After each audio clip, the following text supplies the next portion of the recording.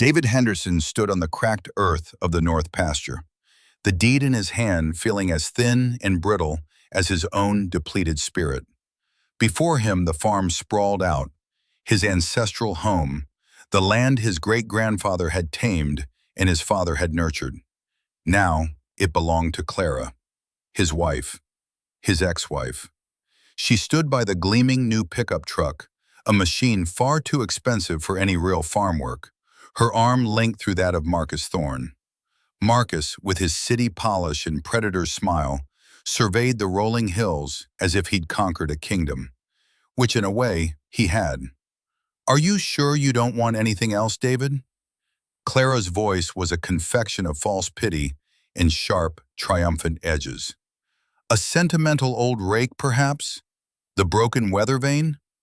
Marcus chuckled, a low, dismissive sound that grated on David's nerves more than any shout could. "Leave him be, darling. He's got what he wanted."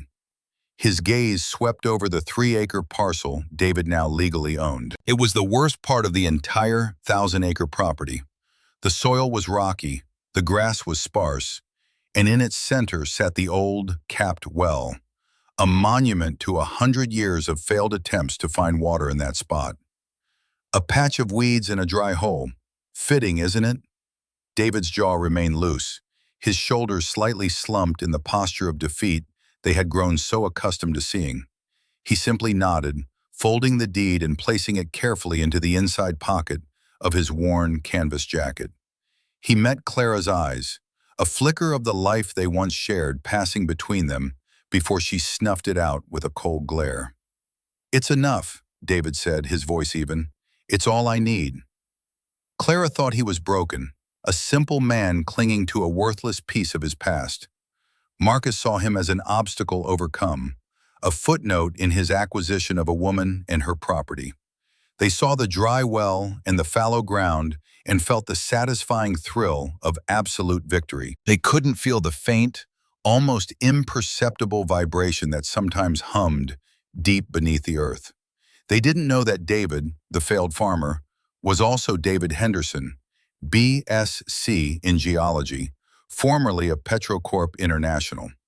They didn't know that the worn leather folder in his truck contained not sentimental papers, but a seismic survey and a resource evaluation he had commissioned 2 years prior, a secret he had guarded more closely than his own heart. They didn't know that the dry well wasn't dry at all. It was a perfect, sealed entry point, a steel straw plunging thousands of feet down into the heart of the Marcellus Shale, a geological jackpot. Within 6 months, that fitting monument to his failure would generate the first of many payments from a natural gas lease valued at $34 million. It would be a chain of events they had set in motion, but whose consequences they could never have imagined. Have you ever been underestimated, pushed aside, and counted out, only to be holding a secret that could change everything? We love hearing from you, so let us know in the comments below where in the world you're watching from. Your stories inspire us. Now, let's see how a patient man's quiet dignity became the architect of a spectacular reversal of fortune. 2 years earlier, the cracks in their life had been hairline, visible only if you knew where to look. David and Clara had been weathering a difficult season, both literally and financially. A late frost had damaged the apple crop, and a dip in milk prices had squeezed their margins to the breaking point. David worked from before dawn until after dusk, his body aching but his resolve firm. The farm was a living thing to him, a legacy to be protected. He believed their shared struggle was a crucible, forging their bond into something stronger. He was wrong. Marcus Thorne arrived on a Tuesday in May, his silver sedan crunching incongruously over the gravel of their driveway. He was an old acquaintance of Clara's parents, a real estate developer from the city who had made a fortune buying up rural land and converting it into luxury estates. He stepped out of the car in a crisp suit, his polished shoes looking alien and obscene against the honest dirt of the farm. Clara's face had lit up in a way David hadn't seen in months. "Marcus, what on earth are you doing out here?" "Your mother told me you were having a tough go of it," Marcus said, his smile not quite reaching his eyes. He gave David a brief, dismissive handshake, his grip firm, but his attention already back on Clara. "Thought I'd come see the old place, maybe offer some friendly advice." That first afternoon, Marcus walked the property, not with the reverence of someone appreciating nature, but with the calculating gaze of a butcher sizing up a steer. He pointed out inefficiencies, scoffed at their aging equipment, and spoke of leveraging assets and maximizing property value. To David, he was speaking a foreign language about the home he loved. To Clara, he was speaking the language of salvation. David tried to explain his long-term plans, the soil revitalization project, the switch to more sustainable irrigation methods. Marcus had listened with an air of profound boredom. "That's all very quaint," he'd said, patting David on the shoulder. "But you're thinking like a farmer, my friend. You're sitting on a gold mine of real estate here. The land itself is the crop." David felt a cold knot form in his stomach. He saw the admiration in Clara's eyes as she listened to Marcus weave fantasies of a life free from financial worry, a life of travel, of luxury, of status, a life where her hands weren't calloused and she didn't smell of hay and earth. That night, after Marcus had left for his suite at a fancy hotel in the city, the first real argument began. "He's right, David," Clara had said, her voice tight with a new, unfamiliar frustration. "We're killing ourselves here for what? For dirt? For nostalgia? There's a world out there and we're letting it pass us by." "This isn't just dirt, Clara. This is our home. It's my family's history," David countered, his own voice rising. "He doesn't see a home. He sees a commodity." "Maybe that's what we need. Someone who sees things clearly, not through a fog of sentimentality." The fight ended, as they all did then, with a heavy, resentful silence. It was in the lonely space of that silence that a different idea began to form in David's mind. He had always had a geologist's curiosity about the farm's unique topography. The old stories claimed the north pasture was barren, but David's training told him the rock formations were unusual. There was a hunch, a professional inkling he'd suppressed for years in favor of more immediate agricultural concerns. He thought of the deep shale deposits that ran through the state. He thought of the old well, drilled for water but abandoned at a depth that was, he now realized, tantalizingly close to the shale layer. He saw it as a lifeline, not an escape as Clara might, but a way to save the farm on their own terms. If there was gas, they could lease the mineral rights. The income would modernize their equipment, pay off their debts, and secure their future for generations. It would be their victory, a testament to the land itself providing for them. Driven by this secret hope, he did something he knew Clara would have called reckless. He contacted an old colleague from his Petrocorp days, a man who now ran a small, independent surveying company. Using the last of their personal savings, money he told Clara was for a new pump part, he commissioned a discreet, state-of-the-art seismic survey of the 3-acre parcel around the well. 2 weeks later, a plain manila envelope arrived. David opened it in the solitude of his workshop, his hands trembling slightly. Inside was a thick report filled with charts, geological strata maps, and dense technical language. He skipped to the executive summary, his breath caught in his chest. It was better than he could have ever dreamed. The report confirmed a massive, untapped reservoir of natural gas, a pocket of the Marcellus Shale that was easily accessible via the existing wellbore. An initial conservative estimate put the value in the tens of millions. He held the report, the paper cool against his skin. This was it. This was the answer. He pictured himself showing it to Clara, her disbelief turning to joy, the strain on her face finally melting away. He would save them. He would save the farm. He placed the report into a sturdy leather folder, a relic from his corporate days, and locked it in his desk. He would wait for the right moment to tell her, to turn the tide of their lives back in the right direction. But the tide had already turned, and he was the only one who didn't realize It was flowing inexorably out to a sea of Marcus Thorne's making. The right moment never came. Instead, what came was the Sunday dinner that broke his heart. The invitation to Sunday dinner at Clara's parents' house felt less like a family obligation and more like a summons. Henry and Eleanor Vance had never been subtle about their disapproval of David. They saw him as the man who had tethered their ambitious daughter to a life of toil, a man whose hands were perpetually stained with the earth they so desperately wanted Clara to rise above. Since Marcus's arrival, their disapproval had sharpened into a weapon of open contempt. David walked into their pristine, climate-controlled home, feeling like a clod of dirt on their polished hardwood floors. Marcus was already there, standing in the living room with a glass of scotch, laughing with Henry. He was wearing cashmere. David was wearing his best shirt, which still smelled faintly of the barn. "David, good of you to join us," Henry said, his tone suggesting David was late, though he was precisely on time. "Wipe your feet, will you? Eleanor just had the floors done." David looked down at his clean boots and said nothing.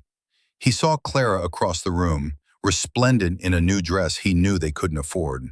She gave him a tight, anxious smile and quickly looked away, turning back to a conversation with her mother.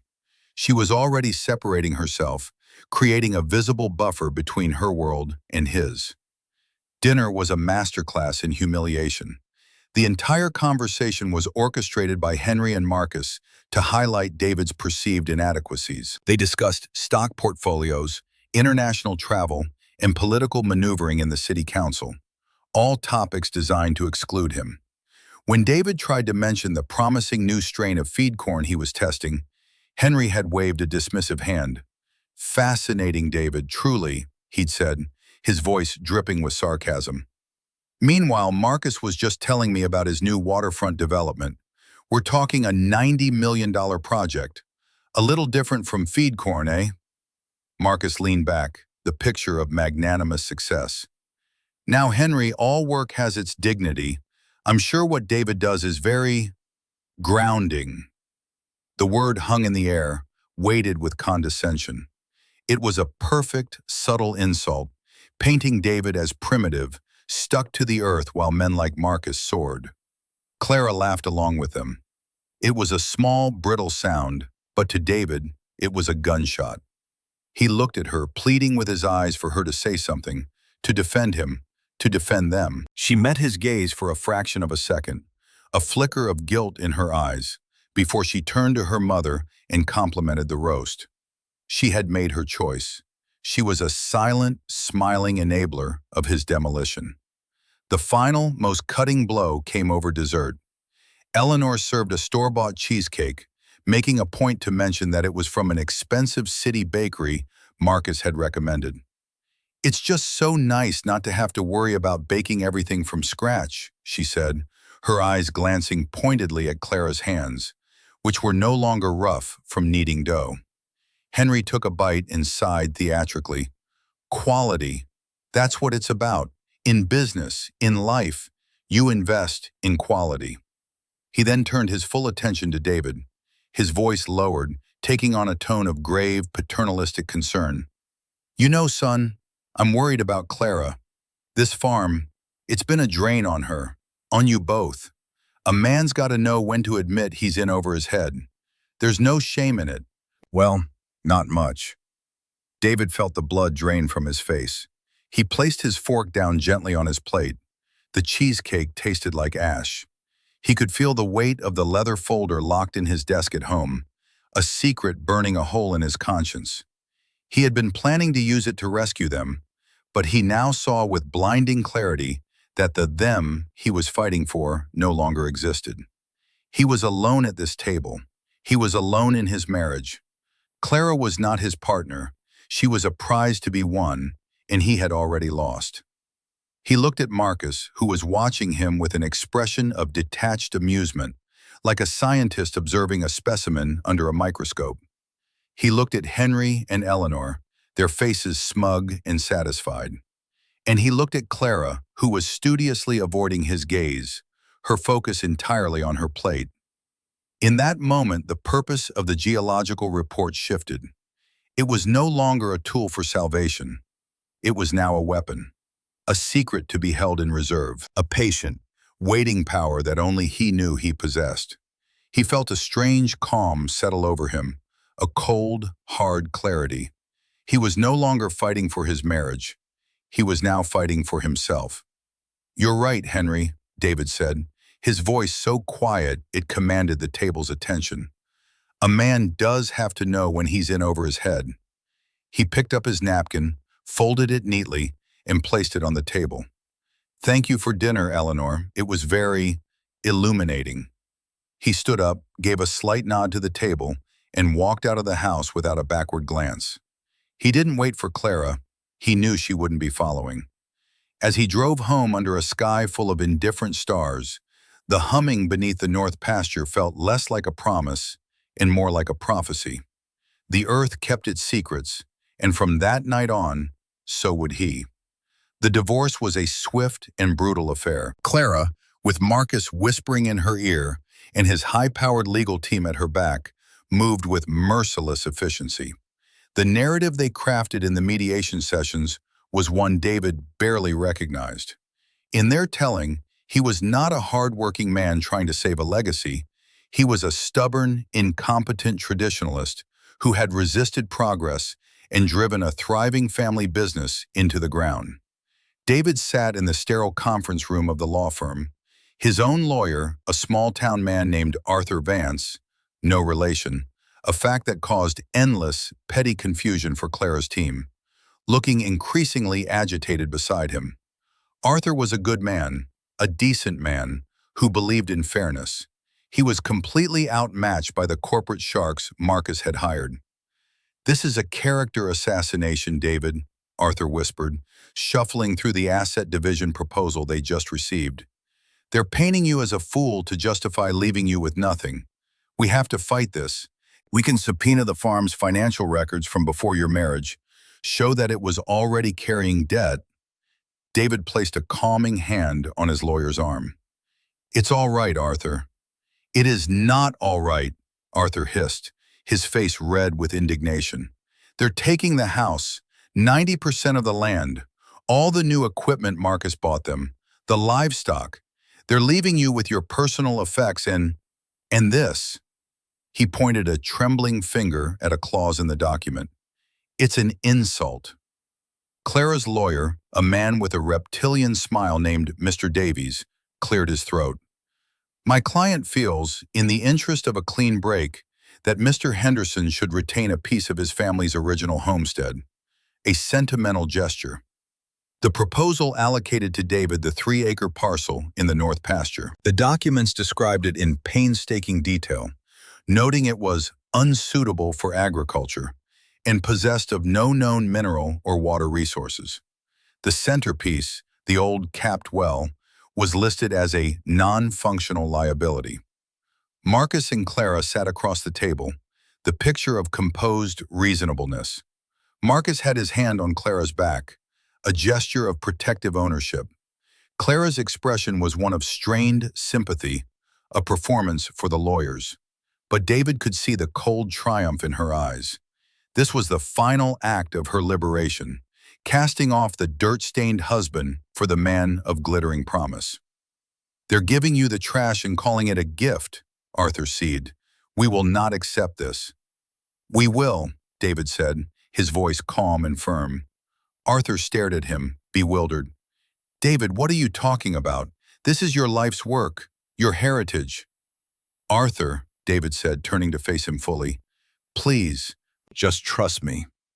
There was something in David's eyes, not defeat but a deep, unnerving resolve that made Arthur pause.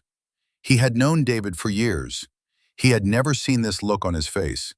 It was the look of a man playing a different game entirely, on a board no one else could see.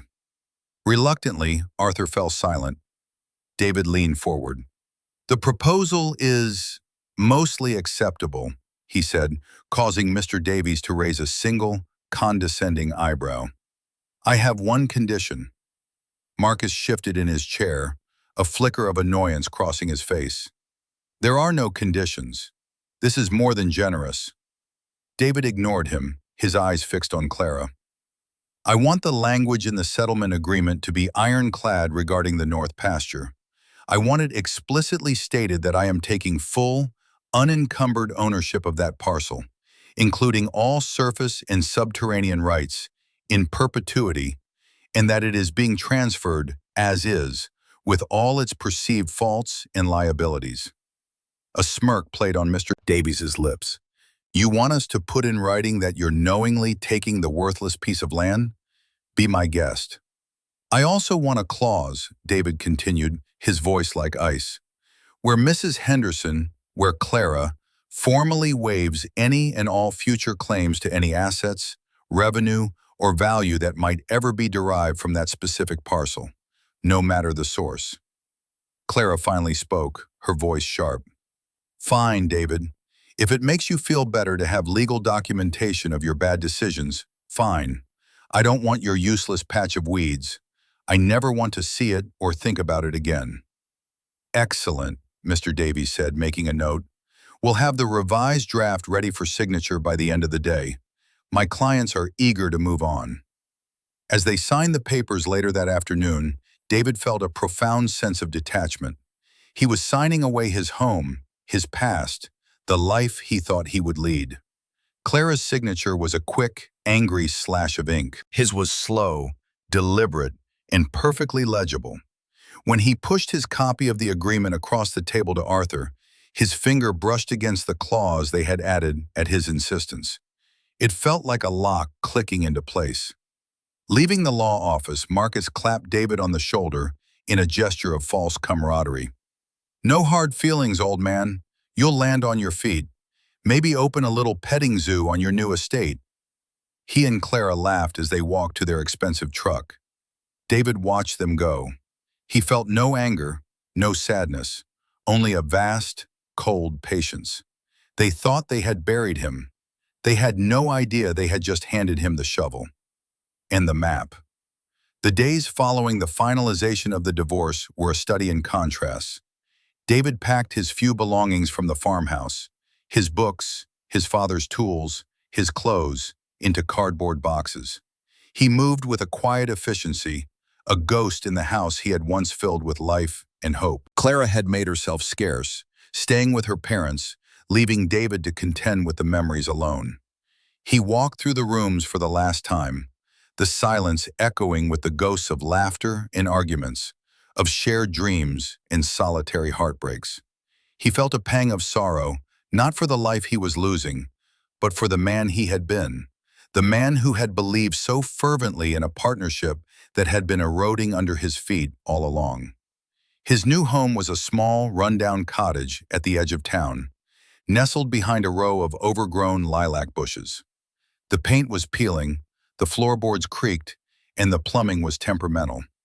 To an outside observer, it was a physical manifestation of his fall from grace, from landowner to tenant, from husband to solitary man. But David found a strange peace in its simplicity. He scrubbed the floors, patched the leaky faucet, and planted a small vegetable garden in the back. He lived a Spartan existence, his days measured by the rising and setting of the sun. He took a part-time job at the local feed store, the modest income more than covering his minimal expenses. He was saving his resources, husbanding his strength. He was a man in waiting. Meanwhile, on the farm, a different kind of life was taking root. Clara and Marcus moved back into the farmhouse, and almost immediately the property was swarmed with construction crews. The understated charm of the old house was systematically erased. Walls were torn down to create a cavernous, great room. The warm, worn pine floors were ripped out and replaced with cold, imported marble. A new wing was added to house a home gym and a wine cellar.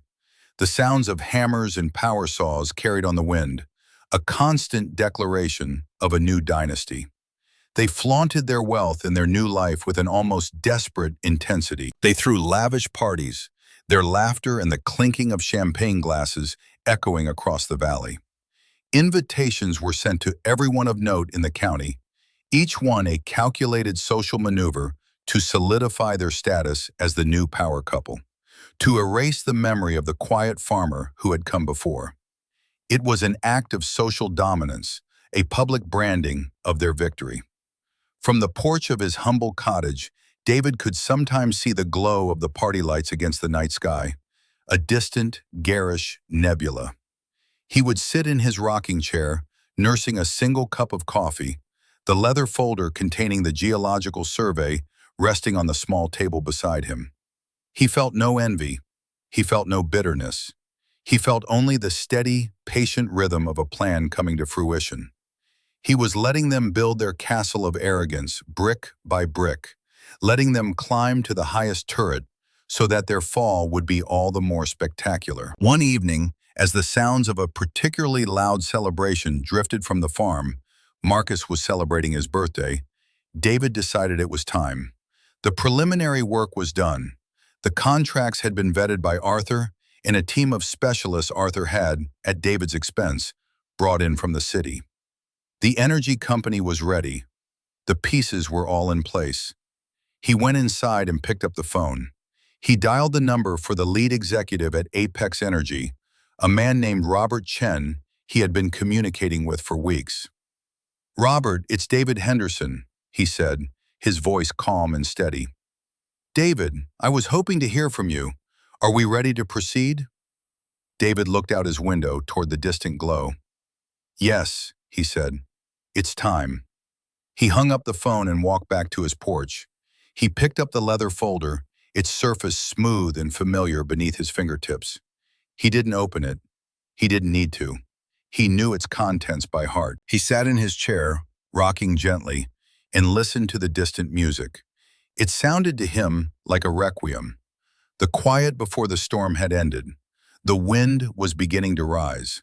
The party at the farm was the apotheosis of Marcus Thorne's ego. A marquee had been erected on the main lawn. Strings of fairy lights twinkled in the ancient oak trees, and a jazz trio played on a temporary stage. Waiters in crisp, white jackets moved through the crowd with trays of champagne and elaborate canapes. Marcus, dressed in a linen suit that probably cost more than David's monthly rent, was holding court near the massive new stone fireplace he'd had installed. He was in the middle of a story, a thinly veiled anecdote about a simple-minded neighbor who couldn't see the value in his own land. The crowd around him, a collection of local business owners and social climbers, chuckled appreciatively. Clara stood beside him, a radiant smile fixed on her face. She wore a shimmering silver dress, a diamond necklace, a recent gift from Marcus, sparkling at her throat. She looked like the queen of a small, prosperous kingdom. If she felt any lingering guilt, it was expertly hidden behind the facade of blissful contentment. She laughed at Marcus's story, her laughter mingling with the music and the clinking glasses. It was then that the first sign of a disturbance appeared.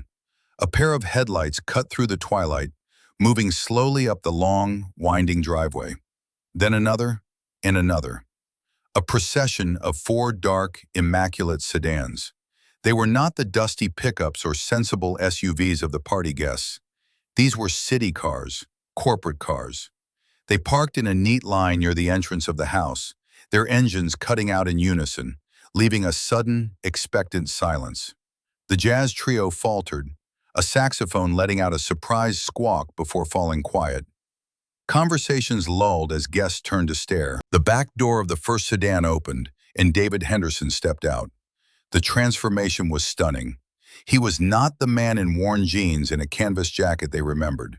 He was wearing a perfectly tailored dark gray suit, a crisp white shirt, and a simple, elegant tie. His work-roughened hands were clean, his hair was neatly cut, and his posture was no longer slumped with defeat, but straight with purpose. He looked for all the world like the CEO of a company, not a disgraced farmer. From the other cars emerged his lawyer, Arthur, also in a suit that looked sharper than usual, and 4 other individuals, 3 men and a woman, in severe, dark business attire. They carried expensive leather briefcases. They moved with the quiet, predatory confidence of people who were accustomed to being in charge. The small group, with David at its head, began walking across the manicured lawn toward the stunned party guests. The air grew thick with tension. This was not a social call. This was an invasion. Marcus and Clara watched him approach, their smiles frozen on their faces. Marcus recovered first, his expression shifting from surprise to irritation. He detached himself from his circle of admirers and strode forward to intercept David, his body language radiating aggressive ownership. "David," he boomed, his voice overly loud in the sudden quiet. "To what do we owe the honor? Did you lose your invitation in the mail?" He gestured grandly at the party around them. "Or did you just come to see what real success looks like up close?" A few of his cronies snickered, but the laughter died quickly. There was something about the utter calm on David's face that was deeply unsettling. He didn't rise to the bait.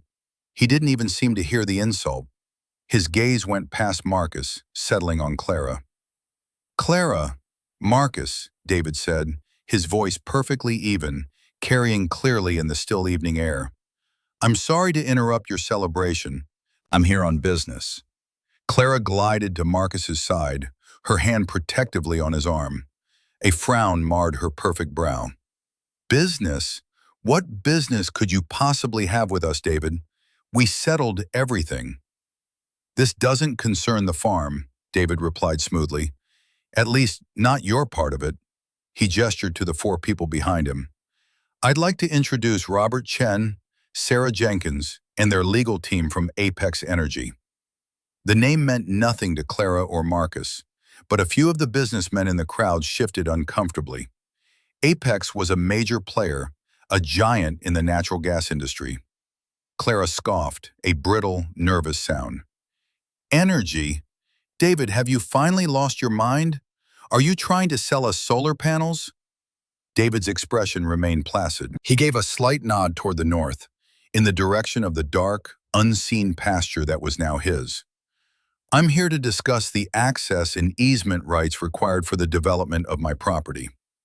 Marcus let out a short, incredulous laugh. "Your property? You mean that useless patch of weeds you were so desperate to keep? What kind of access do you need? A goat path for your petting zoo?"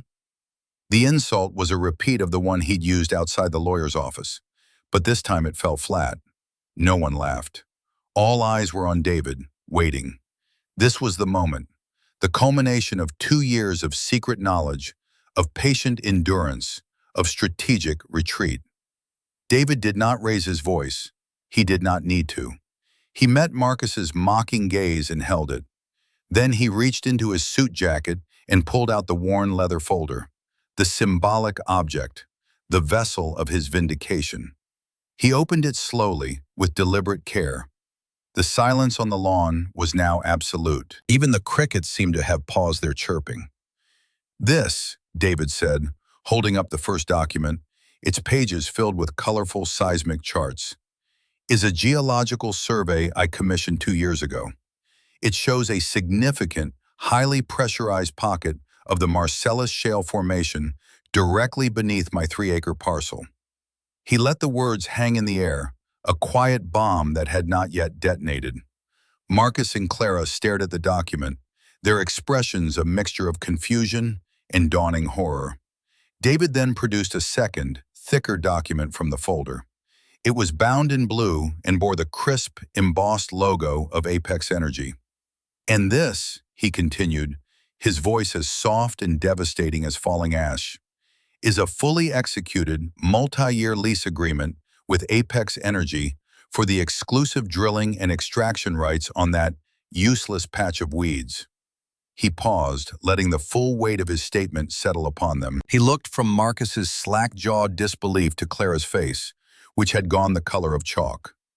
The diamond necklace at her throat seemed to mock her with its useless sparkle. "The preliminary engineering assessment, based on the survey, puts the low-end valuation of the accessible natural gas deposit at $34 million. He closed the folder with a soft, final snap. "My $34 million. The detonation was silent, but its shockwave was immense. It ripped through the stunned quiet of the party, shattering the fragile illusion of Marcus and Clara's perfect world. The words hung in the air, each one a hammer blow against the edifice of their arrogance. $34 million. My $34 million. For a long moment, nobody moved. The party guests were frozen, a tableau of gaping mouths and wide eyes, their champagne flutes held forgotten in their hands. They were no longer guests at a celebration. They were spectators at an execution. Clara was the first to break. A strangled gasp escaped her lips. Her eyes, wide with horror, darted from David's impassive face to the leather folder in his hand, then to Marcus, as if pleading with him to deny it, to make it untrue. "No," she whispered, the word barely audible. "No, it's a lie. It's a trick." Marcus, his face a mask of puce-colored rage, snatched the lease agreement from David's hand. His eyes, accustomed to scanning contracts for loopholes and advantages, flew across the first page. He saw the Apex Energy letterhead. He saw the notarized signatures. He saw the staggering numbers in the payment schedule. The color drained from his face, leaving it a waxy, sickly yellow. You snake," he hissed, his voice trembling with a fury that was part rage, part panic. "You planned this. You tricked us. That land is part of the farm. It's ours." Before David could respond, his lawyer Arthur stepped forward. The small-town lawyer was gone, replaced by a man filled with the righteous fire of long-delayed justice. He was practically glowing. "On the contrary, Mr. Thorne," Arthur said, his voice ringing with newfound authority. "My client was exceptionally clear during the proceedings, as was yours." He turned his gaze on Clara, who flinched as if struck. "Your client, in fact, was adamant that Mr. Henderson take this specific parcel as his sole share of the real estate assets. You, Mr. Thorne, were present. You encouraged it." Arthur's voice rose, taking on the cadence of a closing argument. "Furthermore, at my client's insistence, the divorce decree contains a specific legally binding clause, which you both signed, in which Mrs. Henderson waives any and all future claims to any value, revenue, or assets derived from that parcel. I believe your lawyer, Mr. Davies, jokingly referred to it as legal documentation of his bad decisions. It seems the bad decision was not Mr. Henderson's." The word signed landed like a gavel. The finality of it was absolute. Clara's carefully constructed composure finally shattered. "He cheated me," she shrieked, her voice shrill and ugly. She pointed a trembling finger at David. "That was our money, our land. He was supposed to use it to save the farm for us." David met her hysterical gaze. For the first time, a flicker of emotion crossed his face. Not anger, but a profound, weary sadness. "There was no us, Clara," he said, his voice quiet but carrying to every corner of the lawn. "You made that clear. You made your choice." Just then, Clara's parents, Henry and Eleanor, pushed their way through the petrified crowd. They had heard everything from the edge of the marquee. Henry's face was a battleground of confusion, greed, and dawning horror. "David," he began, his voice attempting a tone of avuncular reason that was grotesquely out of place. "Son, let's not be hasty here. There's been a terrible misunderstanding." He glanced at the Apex Energy executives, his mind clearly racing to calculate his own potential share of the windfall. "This is a family matter. We can work this out. We can renegotiate." It was the final, most pathetic insult. After years of dismissal and contempt, after orchestrating his humiliation, after treating him as less than nothing, the moment he had something they wanted, he was son again. He was family. David looked at Henry, at the desperate avarice in his eyes. He looked at Eleanor, wringing her hands, her face a mask of social ruin. He looked at Marcus, sputtering, his mask of sophistication stripped away to reveal the panicked bully beneath.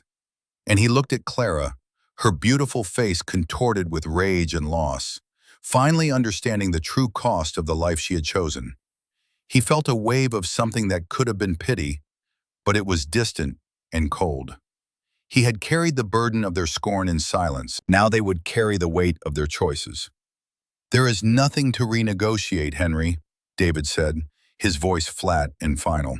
He turned to Robert Chen. "Mr. Chen, my lawyer has the signed easement agreements. Your crews can begin preliminary work at sunrise."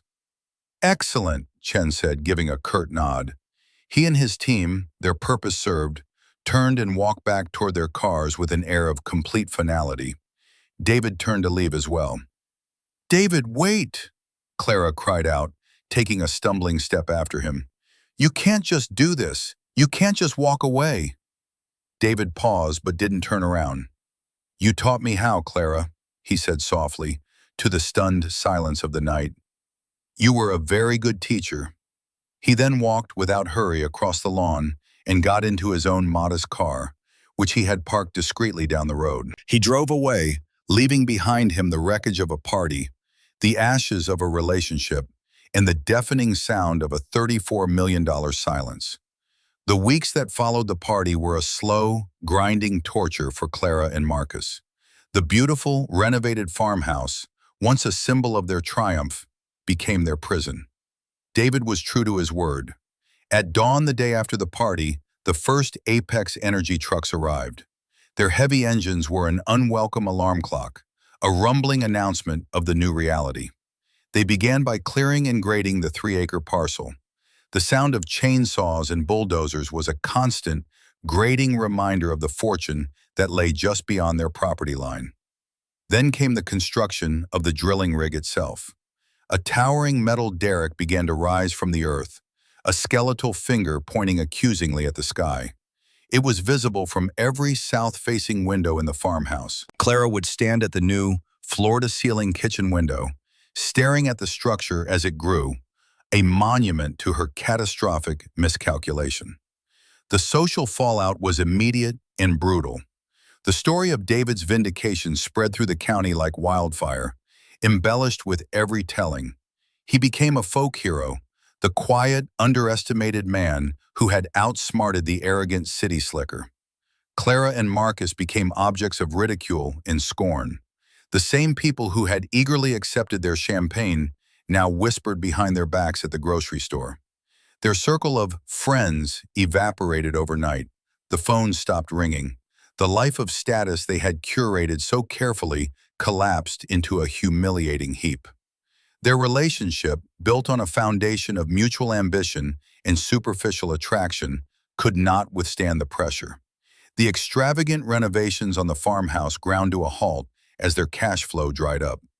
Marcus, who had financed much of their lifestyle on credit and the projected value of the unsubdivided farm, found his lenders growing nervous.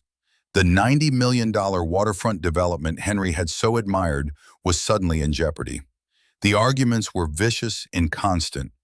"How could you be so stupid?" Marcus would snarl, pacing the length of the imported marble floor. "You had it all, and you gave the winning lottery ticket to him. For what? A patch of weeds." "Me?" Clara would shriek back, her voice raw with fury and self-pity. "You're the one who called him a failure. You're the one who pushed me to be ruthless, to take everything. You said he was simple. You underestimated him, not me." "I underestimated his cunning. I didn't think the village idiot was playing a decade-long con." Blame was a poison that seeped into every corner of their lives. The beautiful house felt haunted, each unfinished room a testament to their failure. The diamond necklace lay untouched in its box. It no longer felt like a symbol of love or success, but a down payment on a life of regret. One afternoon, driven by a desperation she couldn't contain, Clara drove her truck into town. She went to the one place she never thought she'd go again, David's little rented cottage. She found him in the backyard, tending his small vegetable garden. He was on his knees in the dirt, wearing his old farm clothes, a picture of tranquility. The sight of him, so at peace while her own world was imploding, filled her with a fresh wave of rage. "David," she said, her voice tight. He looked up, unsurprised. He slowly got to his feet, wiping the soil from his hands onto a rag. Clara, she had come with no plan, only a burning need to change the unchangeable. She tried anger first. "Are you happy now? You've ruined us. You've ruined me." David simply looked at her, his expression unreadable. "I didn't do anything, Clara. I just accepted the terms you offered." The simplicity of his statement disarmed her. Her anger faltered, replaced by a wave of pleading. Tears welled in her eyes, real tears this time. "But it wasn't supposed to be like this. That money, it could have saved the farm. For us, remember? That's what you always wanted." She was trying to appeal to the old David, the man she had married, the man who had loved her. But that man was gone. He listened patiently until she was finished, his gaze never wavering. Then he began to speak, his voice soft but unyielding. He gave her the list of grievances, not as accusations, but as simple, undeniable facts. "I remember the Sunday dinner at your parents' house, Clara. I remember you watching while your father called me a failure to my face, and you just smiled and complimented the roast." She flinched. "I remember being in the lawyer's office," he continued, "and hearing your lawyer, with your approval, describe me as incompetent and sentimental. I remember you signing the paper that gave me this worthless liability with a smile on your face. I remember every dismissive comment from Marcus that you laughed at. I remember every time you chose his vision of a wealthy future over our shared past. You didn't do this to us, Clara. There was no us to do it to. You had already dismantled it, piece by piece." He took a step closer, and for a moment she thought he might touch her, offer some small comfort. But he only looked her directly in the eye. "You had a choice. You could have stood with me. You could have believed in me, in the farm. But you didn't. You chose him. You chose the promise of easy money and status over a life of shared work and meaning. You chose this." Every word was a quiet, devastating truth. There was no defense against it. She stood there exposed and ashamed, the tears drying on her face. She had come for a fight, for a negotiation, for some way to turn back time, but all she found was a mirror reflecting her own choices back at her with perfect, unforgiving clarity. "The drilling rig is almost finished," David said, his voice gentle now, as if speaking to a child. "You should go home, Clara." He turned away from her and knelt back down in his garden, picking up his trowel. The gesture was not unkind, it was simply final. He was tending his own life now. She was no longer a part of it. Clara stood there for another minute, watching the man she had discarded, the man who was now impossibly, irrevocably out of her reach. Then she turned and walked back to her truck, the quiet dignity of his garden, a stark contrast to the noisy, empty ruin of the life she had built. The seasons turned. Summer bled into a crisp, brilliant autumn. The drilling rig on David's property, once a stark metal skeleton, was now a fully operational facility, humming with a quiet, powerful energy. The rhythmic nodding of the pump jack became a new, steady heartbeat in the valley. For Clara, it was the sound of regret. For David, it was the sound of a future he was now free to write for himself. The first royalty payment arrived in his bank account on a Tuesday in October. The number was so large it seemed abstract, a string of zeros that didn't quite feel real. David looked at the balance on his computer screen, not with a surge of elation, but with a deep, solemn sense of responsibility. This money was not a prize, it was a tool.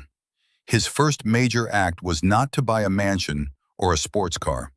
He didn't seek to mimic the lifestyle Marcus and Clara had so craved. Instead, he made an appointment with the town council. He met them in the same dusty municipal building where he paid his taxes, a place that hadn't seen a new coat of paint in 30 years. He laid out a proposal. He offered an endowment to fully restore and modernize the crumbling town library, a place he had loved as a child, but which had fallen into disrepair. He also proposed the creation of the Henderson Family Scholarship, a permanent fund to provide full tuition for any local student who wanted to pursue a degree in geology, agricultural science, or engineering. The council members were stunned into silence, then erupted into grateful applause. Word of his generosity spread even faster than the news of his wealth had. He was no longer just the clever farmer who had won. He was the benefactor who was lifting his entire community. Meanwhile, life on the farm continued its slow decay. Marcus, his credit lines cut and his reputation in tatters, finally left. He packed his things one night while Clara was out, leaving only a short, bitter note on the marble countertop. The farm was now solely her problem. She was left with a half-renovated monument to their shared greed, crippling debt, and the constant, humming reminder of the $34 million she had given away. The bank began foreclosure proceedings. One crisp autumn evening, David drove to the newly renovated library. The construction was almost complete. New windows glinted in the setting sun, and the scent of fresh paint and new books filled the air. He walked inside, running his hand along a newly installed oak bookshelf. He saw a young high school student sitting at a table, poring over a geology textbook. The student looked up. "Mr. Henderson?" "David, please," he said with a warm smile. "I just wanted to say, thank you," the young woman said, her eyes bright with earnestness. "I'm applying for your scholarship. I've always wanted to be a geologist, but I never thought my family could afford it." "The world always needs people who know how to look beneath the surface," David said, his gaze distant for a moment. "Just keep working hard. You'll get there." He left her to her studies and stepped back outside. He looked up at the twilight sky, a vast canopy of deepening blues and purples. He felt a profound sense of peace, a quiet rightness that had nothing to do with the numbers in his bank account. He had lost his home but found his purpose. He had been stripped of everything, only to gain what truly mattered. From the library steps, you could just see the lights of the farm twinkling on the distant hill. It looked beautiful from afar, a perfect picture of pastoral wealth. But David knew the truth. It was an empty shell, a beautiful frame around a hollow core. Clara had the house, the land, the appearance of everything she'd ever wanted. And she was utterly alone. True wealth, David reflected, wasn't what you owned or the status you held. It was the integrity you kept when you had nothing, and the grace you showed when you had everything. It was the quiet dignity of a well-tended garden, the shared knowledge in a beloved book, and the hope you could plant in the heart of the next generation. He had been left with a dry well and a patch of weeds, and from it he had managed to grow a forest. What would you have done in David's shoes? Was his quiet, patient victory a form of justice, or should he have been more forgiving? We all face moments where we are underestimated, and your stories give us all strength. Let us know your thoughts in the comments below, and as always, thank you for being part of our community. Don't forget to like and subscribe for more stories of quiet strength and deserved vindication.